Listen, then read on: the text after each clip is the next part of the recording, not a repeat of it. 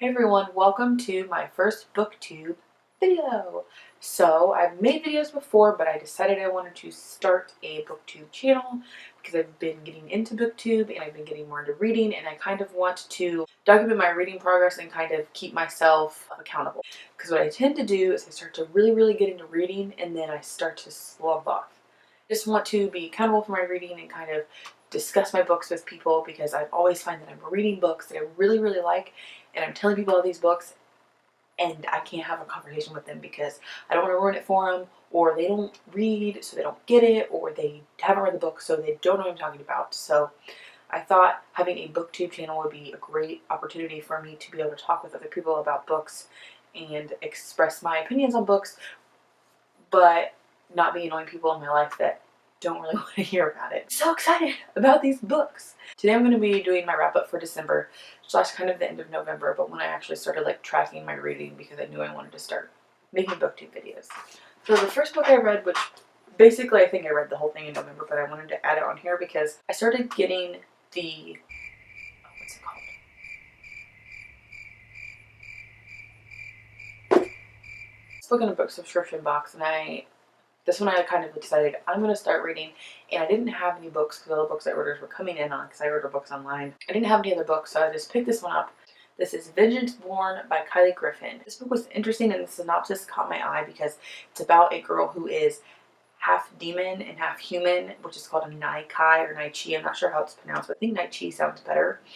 Her dad's like the leader of the demons, and so he forced her mom to have a child with her in order to piss off basically her grandpa, her mom's dad. Her mom died, I believe, in childbirth, if I remember correctly. So he was so pissed off that he couldn't send her back with his half-human child that he kept her, and he basically tortures her. All the human slaves there are afraid of her. All the demons think she's weak and pick on her because she's half-human. Has these healing powers, and she heals people, and her dad abducts a Slight Blade. So she starts to deal with the Slight Blade, that I will save you, I'll heal you, and we'll get out of this dungeon if you take me to the humans and I can live there. And so they escape, they go on this adventure to human territory, and of course they don't trust each other because she's half demon. She doesn't trust humans because she has self-esteem issues up the butt because no one's ever loved her. Her and the Light Blade, go figure, they fall in love. I didn't like it, too insta-lovey for me. This does have some sexy time scenes in it, so if you're under the age of 17, I wouldn't recommend reading this. It was a little bit unnecessary.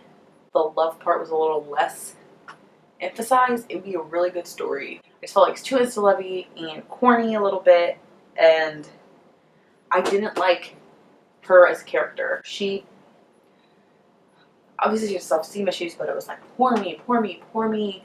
Times where she saved herself, but she relied on the Light Blade a lot, and she's half demon. She should be able to kick butt. So I gave this a 2 out of 5 stars. I thought the plot was interesting. It wasn't a horrible book, but it wasn't my favorite. I did buy the second book. It's a trilogy, I believe. I bought the second book because I want to see what happens. Kind of interested to see if it gets better, if she's like mans up and starts kicking butt. I do want to preface the rest of this video as with my, because I know everyone's 5-star rating is a little bit different. If I'm saying that I think the book is 3 stars, I think it's a good book. I think it's an average book that I enjoyed reading. It's a good book. 3 is like average. 2 is like, I didn't really enjoy it, but it was still okay. 1 is awful. I hate it. I don't really have very many books like that because I enjoy reading so much. And 4 is, this is a great book. Like, if I rate something a 4, I think it's a really good book. I enjoy it. And if I rate it a 5, it's like one of the best books I've ever read. So just to kind of preface, if I give a book a 3 stars, that means I did enjoy it. It just wasn't like super outstanding to me. So the next book I read was Shatter Me by Tahara Mafi. The main character in this is Juliet. Basically, if she touches someone, she can hurt them. If she touches them for too long, they die. Don't want to tell you too much from there because the story goes on and learn more about the world and what's going on. I feel like a dystopian in the future where like all the crops die, there's no animals, crops are hard to grow, the weather's crazy. It's basically like global warming in the future. It's kind of the gist I got from it. She meets Adam, who she found out that she knew when she was younger, and insta-love. I really enjoyed it. I couldn't put this book down. 4 to 5 stars. I cannot wait to continue. I have the second one, and I'm going to order the third one, and I've heard it just gets better and better, so I'm super excited to finish this, and like I said, I give this a 4 out of 5 stars. And then I read Destroy Me, which this is Unite Me. It has Destroy Me and Fracture Me in it. Destroy Me is Warren's perspective right after the first book ends, and I think Fracture Me is Adam's after the second book ends.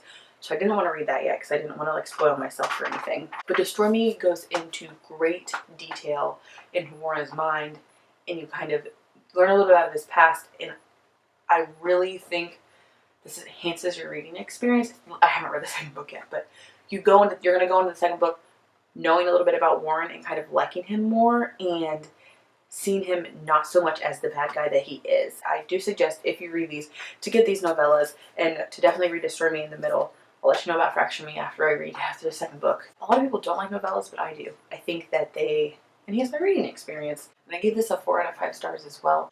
The next book that I read was The Giver. And this book was one of my favorite books growing up. When I read it for 8th grade, because I had to read it, it was what got me into really wanting to start reading. Enjoyed this when I was younger, and I feel like I got a lot more out of it rereading it now that I'm older. Realized the problems in society a little bit more quickly than I had when I was younger. I really enjoyed this. If you have not read The Giver, it is about a boy named Jonas who lives in a world where basically everything is decided for you. There are a certain number of people who are allowed to be born each year. Your spouse is chosen for you. You get one boy, one girl, both chosen for you. When you apply, your job is chosen for you. Basically, everything is laid out, and every grade you get, every year you get something new.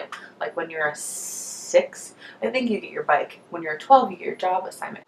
Jonas was assigned to be the receiver, and basically the receiver receives all of the memories from the giver, and that is memories of everyone from ever, basically. So if you can imagine, it's a little bit stressful.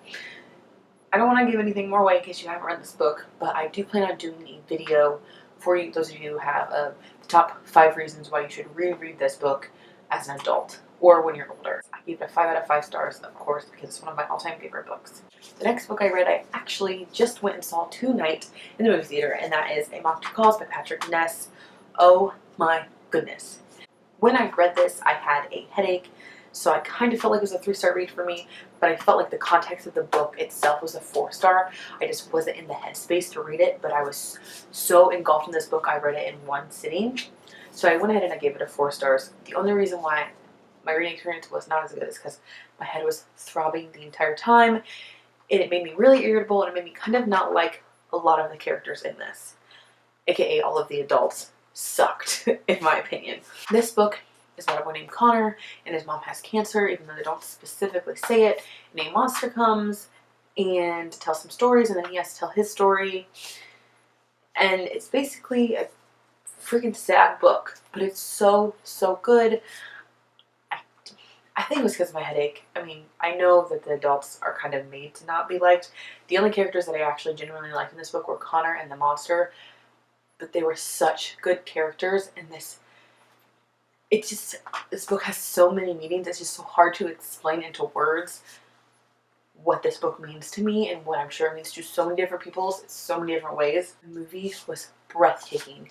Liam Neeson actually played the monster, the voice of the monster, and he did such a good job. And the movie was Patrick Ness wrote the screenplay, so it was very similar to the book, almost word for word a lot of the lines, which I really appreciated. And he kind of added a little bit more to the movie, which I also liked. This was one of the few movies where I thought was as good as the book, and I really thoroughly enjoyed it.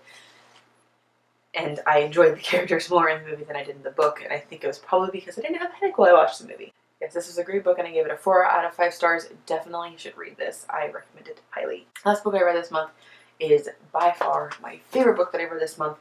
My favorite book that I read last year, and that is going to be Illuminae by Amy Kaufman and Jay Kristoff. Guys, I know everyone in the world is talking about this book, and for good reason. It is so hyped on BookTube, but oh my goodness, you will not be disappointed. I promise you. It is so awesome. The cover is awesome. You'll click this off and it's like, oh hey. It's written, which I'm sure you already know, in mixed media and letters and emails, and so good. If you do not know what this is about, Katie and Ezra are on a planet far, far, far away from everything else, and the day Katie breaks up with Ezra, their planet gets invaded and attacked, and they have to run away on some spaceships. There are 2 different spaceships, and they're being chased by this big corporation that doesn't want them to tell people about what happened. There's fighting, there's a love story, there's so many things, and so good. And I'm not a huge fan of sci-fi, and this really, really, really, really got me into sci-fi. It makes me want to read more. This book is just so good, and you have to read this. If you read one book in your entire lifetime, read this book. I'm telling you.